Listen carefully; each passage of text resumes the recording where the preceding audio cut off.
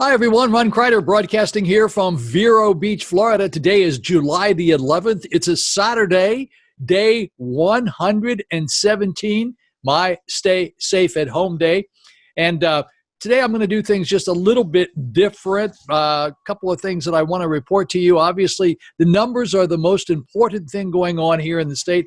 As a matter of fact, as I'm doing this right now, Governor DeSantis is doing his update, but his update is pretty similar to what he says just about every day. There's not a whole lot new that we are learning. We are learning that they are increasing the capacity of the hospital beds in Miami, in the Miami area, because the numbers are definitely going up. So just in case you haven't seen this before, I do this every day.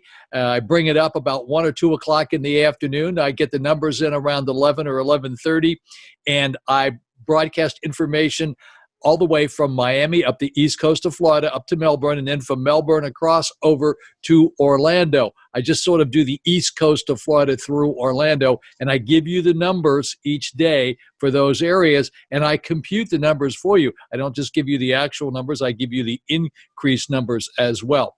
And then I tell you things like, don't be a COVIDiot. No, we don't want you to be a COVIDiot. A COVIDiot is what the UK people call us Americans who don't wear our masks and social distance. So don't be a COVIDiot. Bad thing. You don't want to do that. And I also say, don't forget to push the like button. That's a very important thing for me because that makes me feel like I'm liked and I'm doing the right thing. So please push the like button. I'd appreciate it. I do a quick weather report for you for the Treasure Coast. Treasure Coast is Martin, St. Lucie, and Indian River counties, Stewart, Fort Pierce, and Vero Beach. All right? Got it. Good. Scattered thunderstorms developing this afternoon. High 91 today. For you boaters, winds west, southwest, 10 to 15 miles per hour. The chance of rain today is about 60%. And then tonight, scattered thunderstorms during the evening, partly cloudy skies after midnight. Low around 75, winds southwest 5 to 10 miles per hour, and the chance of rain tonight is about 50%. So if you're thinking about having some dinner out on your patio or having a little picnic today, good chance it's going to have about 50%, 60% rain. I looked at the chart today, and it says it looks like the rain may be coming in around 6 or 7 o'clock this evening, so that probably is not going to be a good thing. I'm obviously leafing through here looking for one other thing that I wanted to do. I had my shout outs. Oh, I forgot. Yeah, shout outs. Here you go. Shout outs are to Heather Madison, Jay, Rosemary, Kathleen, Daniel, and Judith. Thank you, folks. Thank you so much for watching. So we're going to jump right into the numbers now. I'll have a little bit more to say towards the end of the video, but I've got a lot of numbers to show you today, and they're not particularly good. We haven't set any bad records today, but we're not doing all that well. So back in a flash. Alrighty, folks, here we go with the numbers. The numbers for today. Today is July the 11th, and it's a Saturday. We're going to start out with line number 83 up here. This is the entire state of Florida. In the past 24 hours, Florida has tested 53,018. I need to explain that. I just heard the governor say this, and I should tell you each day. They didn't actually do 53,818. Those are the numbers that have been reported as of today, but they could have been filtering in over the past couple of weeks. But today is what they reported, 53,818 for the entire state. And new positives today, 10,360. 10,360 new positive COVID-19 cases here in Florida. New hospitalizations, 421. Total amount of new deaths in the entire state were 95. And I also have a new set of numbers over here. If you look under column I, the ICU beds available yesterday were 917. Today they are 912. The number on the left is what is available today. The number on the right was what was yesterday. All righty. Indian River County, that's where I am, Vero Beach, Florida. 390 testings reported as of today from yesterday.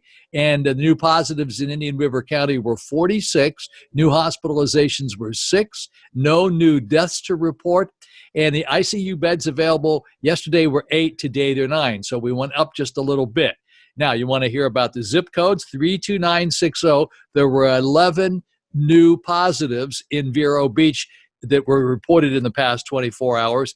And on the island, on the barrier island, 32963, in that zip code, there were 2 new positives reported in the past 24 hours for zip code 32963. 2. Got that? Okay.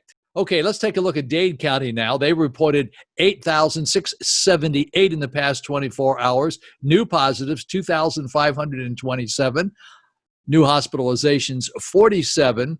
They had ICU beds, 97 available. Yesterday they had 99. Today they have 97. They reported 14 new deaths in the past 24 hours. Their number has popped up to 14.98. That's testings versus the positives. In Broward County is Fort Lauderdale. They tested 7,272 in the past 24 hours. The positives in Broward County, 1,548. New hospitalizations, 54. The ICU beds available down there, yesterday they had 67. Today they have 52. And they reported 17 deaths down there. And their positives versus testings is 10.87. That's Broward County. Now take a look at Palm Beach County. Palm Beach County tested 2,916. Those are the reports tested. 614 new positives, 39 new hospitalizations. ICU beds available, 95 yesterday and today. So they haven't dug into their supply of beds. They have the same number as they had yesterday. And they have 8 deaths reported in Palm Beach County. Their positives versus testings is 11.28. In Martin County is Stewart. They tested 223 in the past 24 hours, 46 new positives, 9 new hospitalizations. They had 27 ICU beds available yesterday. Today they have 25. 2 deaths were reported in the Martin County area, and their number is 13.65.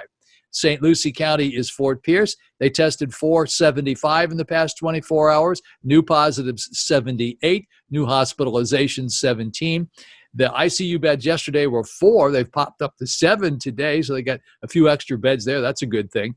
And they had 1 death to report in the Fort Pierce area, and that's 9.90 is their percentage rate there. Up in Brevard County, that's Melbourne, they tested 1,048 in the past 24 hours. New positives, 133. New hospitalizations, 13.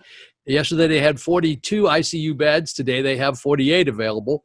And 1 new death was reported in the Melbourne area, and their number is 5.54. Let's go up to Orange County and take a look at what they've done there. They've tested 2,518 in the past 24 hours. New positives, 482. New hospitalizations, 13. Yesterday they had 61 ICU beds available. Today they have 53.